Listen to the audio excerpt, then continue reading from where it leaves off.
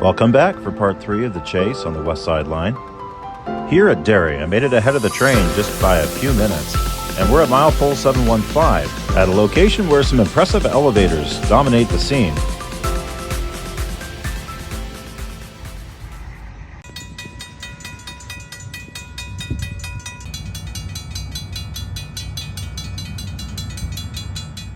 This green flag alongside the right-of-way indicates a speed increase to the cruise. In this case, track speeds raised for several miles between Independence and Derry to 25 miles per hour.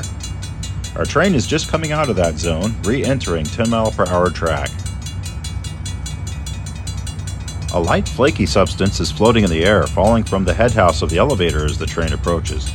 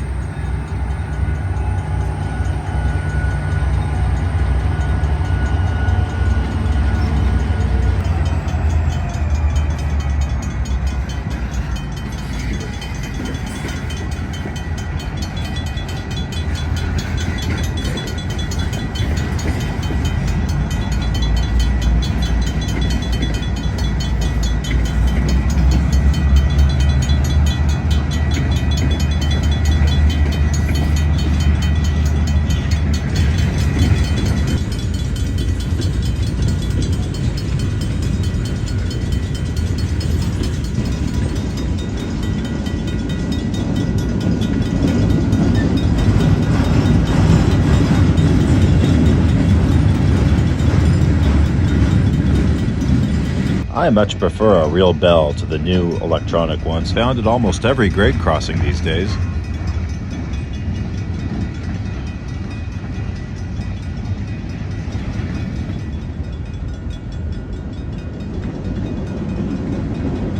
This section of the West Side Line saw many operating changes over the years. In SP days, as many as 4 trains, 2 in each direction, ran up until the 80s. Then SP totally ended through service here, using this portion for car storage, and ran locals on either side, until the Willamette and Pacific took over operations in the 90s and reinstituted traffic, originating now from its headquarters in Albany.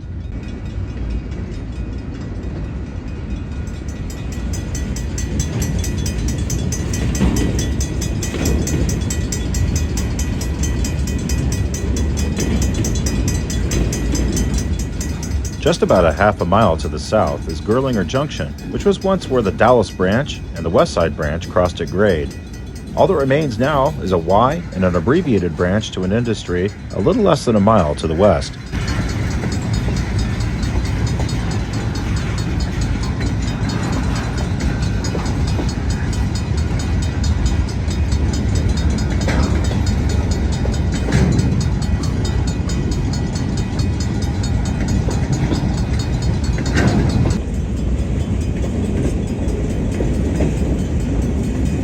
As we look to the north from here, we can see the train passing under Highway 22, which runs from Salem to the coast.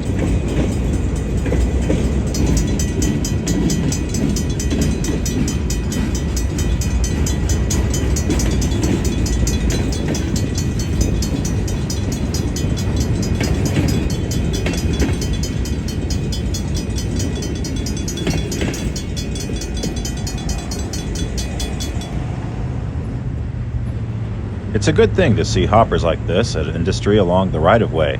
It's a bright indication for the future of the line and the customers along it.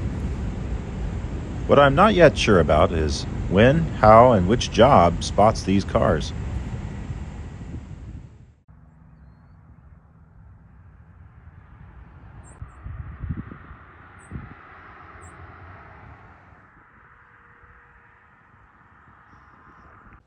It's a beautiful and unseasonably warm February day here in the valley.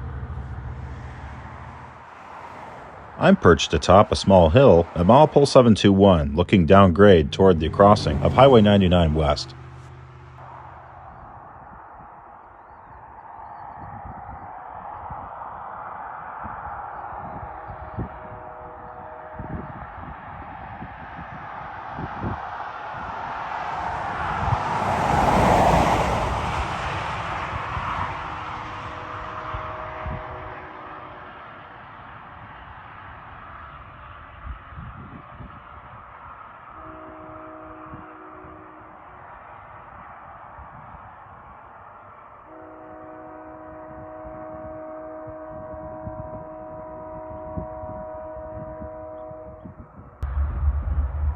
At a place called Cottle, the engines dig into the grade to lift their 81 cars up the hill and toward another increase in track speed.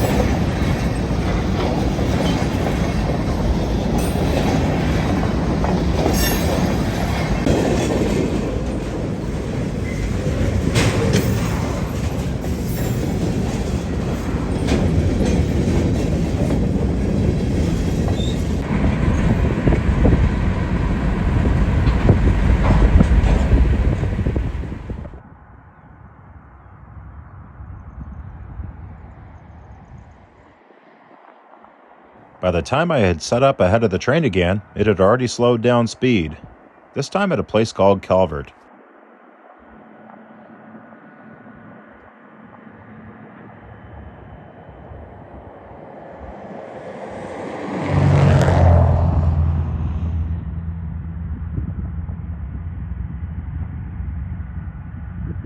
The mileposts may be confusing, as they were an old SB holdout from the distance to San Francisco, the railroad's headquarters. But on the west side, that is further complicated by the fact that the mileposts were started at a place called Transfer, west of Eugene, on a stretch of track that was purchased by the SP from the Portland, Eugene, and Eastern on July 1st, 1915.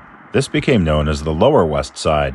But south of Monroe, it was removed from service in the 1950s. But to this day, the mileposts remain.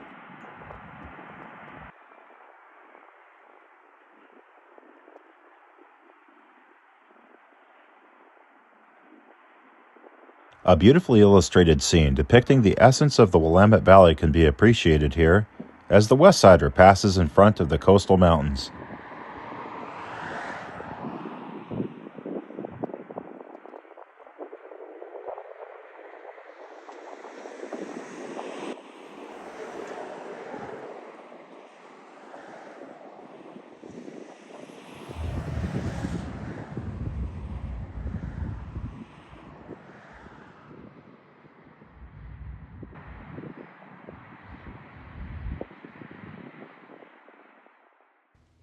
Willamette Valley may be tame compared to the mountain ranges surrounding it, but it is anything but flat, as evidenced by the numerous wooden trestles.